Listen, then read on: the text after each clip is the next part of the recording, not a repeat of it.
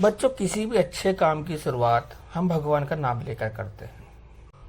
तो अपनी पाठ्य पुस्तक वीणा की पढ़ाई शुरू करने से पहले एक कविता के माध्यम से हम ईश्वर का, भगवान का स्मरण करेंगे। कविता का नाम है ऐसा वर दो। भगवन हमको ऐसा वर दो, जग के सारे सद्गुण भर दो।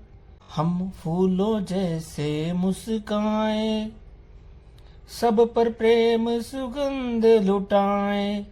हम पर हित कर खुशी मनाएं, ऐसे भाव हृदय में भर दो। भगवन हमको ऐसा वर दो। दीपक बने लड़े हम तम से, ज्योतिर्मय हो यह जग हमसे। कभी न हम घबराएं गम से, तन मन सबल हमारे कर दो। भगवन हमको ऐसा वर दो। सत्य मार्ग पर बढ़ते जाएं, सबको ही सन्मार्ग दिखाएं। सब मिलकर जीवन फल पाएं, ऐसे ज्ञान बुद्धि से भर दो। भगवन हमको ऐसा वर दो। पुस्तक वीणा, कक्षा 4, पाठ 1। पाठ का नाम चिड़िया का गीत।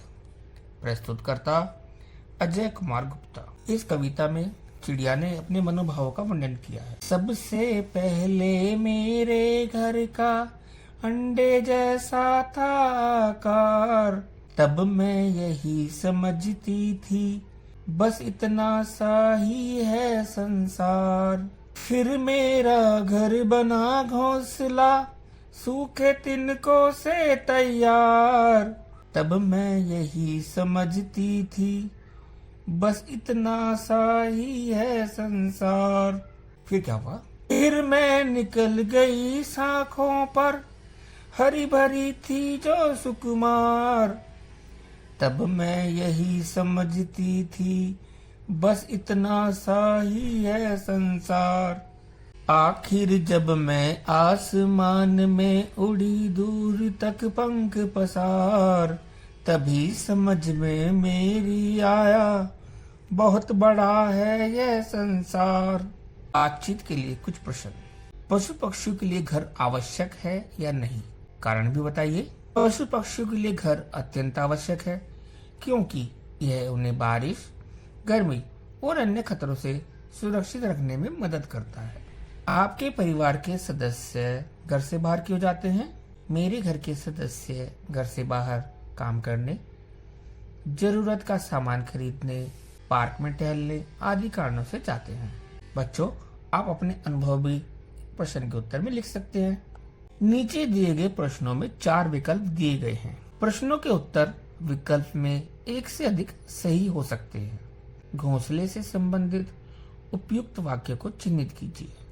तो कुछ वाक्य दिए गए हैं, इनमें से जो सही लगते हैं उन पर सही का निशान लगाएं। घोंसला पक्षियों का घर होता है, सही। घोंसला सूखे तिनकों से बनाया जाता है, सही।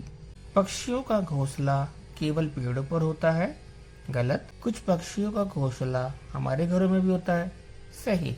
अगला प्रश्न देखते हैं। कविता में अंडे जैसा था आकार का प्रयोग निम्नलिखित में से किसके लिए किया गया है? संसार, आकाश, घर, घोंसला।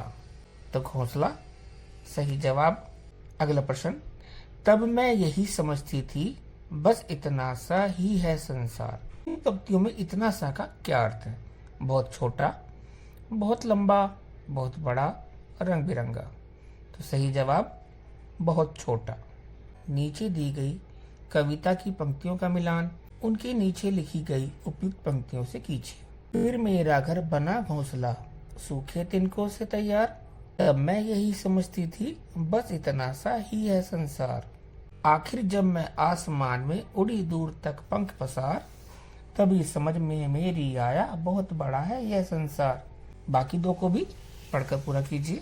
बच्चों, नीचे दिए गए वाक्यों में कुछ रिक्त स्थान है और कुछ शब्द रेखांकित किए गए हैं। उन शब्दों से वाक्यों को पूरा कीजिए जो रेखांकित शब्दों के विपरीत अर्थ रखते हैं, यानी विलोम शब्द हैं। सूखा और गीला कचरा अलग अलग डिब्बों में डालें। दिल्ली मेरे घर से दूर है लेकिन गुवाहाटी पास में है। अनवर कब आया और कब गया पता ही नहीं चला। कोई भी काम न तो बड़ा होता है और न ही छोटा। आनंदमयी गतिविधि। नीचे दिए गए अक्षर जाल में पक्षियों के नाम खोजिए और उनके बारे में जानकारी एकत्रित कीजिए। तो शब्द जाल को देखिए और इनमें पक्षियों के नाम ढूंढिए, जैसे मैना, चील, बतख, कबूतर, सारस, तीतर, गोरैया, बाज, बुलबुल। आप जितने नाम ढूंढ सकते हैं इसमें ढूंढिए। यहाँ कुछ पक्षियों के बारे में जानकारी दी गई है, उसको पढ़िए और उनको पक्षियों से मिलाइए। आंखों में नाखून हूँ रखता, रात अंधेरे में ही उड़ता, दिन में न मैं भोजन पाऊं, उल्टा होकर के सो जाऊं। तो बच्चों, उल्टा होकर कौन सा पक्षी सोता है जो रात में निकलता है? चमगादड़। नीड़ नहीं वह कभी बनाती, बागों की रानी कहलाती, काला रंग है उसका भैया, सबके दिल को खूब लुभाती। कोयल। पत्तों जैसा उसका रंग। पत्तों का रंग कैसा होता है? हरा। कुतर कुतर खाने का ढंग, घरों में भी पाला जाता, नाम बताओ उसका ज्ञाता। तोता। दिन भर सूरत नहीं दिखाता, रात कुलाचे भरता, और समझता ऐसा जैसे सूरज उससे डरता। तो रात में निकलने वाला कौन सा पक्षी है इसमें? उल्लू। बोलिए फटाफट। नीचे कुछ रोचक और चुनौतीपूर्ण पहेलियां दी गई हैं, जल्दी से उनका उत्तर दीजिए। इन पहेलियों के उत्तर आपको वीडियो में ही मिल जाएंगे। अगर आप हल ना कर सके तो उन्हें ढूंढे। पहली पहेली है, परिवार हरा हम भी हरे, एक थैली में 3-4 भरे। दूसरी पहेली, एक लाठी की अजब कहानी, उसके भीतर मीठा पानी, एक पक्षी ऐसा जिसकी दुम पर पैसा, लाल डिबिया पीले खाने, भीतर रखे मोती के दाने। मैं हूं हर जगह पर हिलती नहीं किसी भी तरह। तो इन पहेलियों को हल कीजिए। आपने और आपके माता पिता ने कभी न कभी ये कविता अवश्य सुनी होगी। इसको ढूंढिए, सर्च कीजिए और पूरा करके अपने समूह में गाइए। कविता के बोल हैं, सूरज एक, चंदा एक, तारे अनेक, एक तितली अनेक तितलियां, एक गिलहरी अनेक गिलहरियां, एक चिड़िया अनेक चिड़िया। बच्चों, कविता में अंडे जैसा था आकार। चिड़िया ने बताया था ना अपने घोंसले का आकार। यहाँ कुछ और चित्र दिए गए हैं जो अलग अलग आकृतियों के हैं। तो कौन कौन सी आकृतियां हैं? सबसे पहले वृत्त, वर्ग, आयत और त्रिभुज। मती की उड़ान।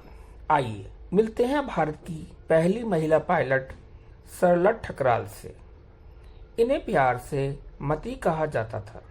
इनका जन्म सन 1914 में दिल्ली में हुआ था। सरला ठकराल मात्र 21 वर्ष की आयु में पायलट का लाइसेंस पाने वाली पहली भारतीय महिला बनी। उन्होंने सन 1936 में पहली बार लाहौर में जिप्सी मॉथ नाम का 2 सीट वाला विमान अकेले उड़ाया था।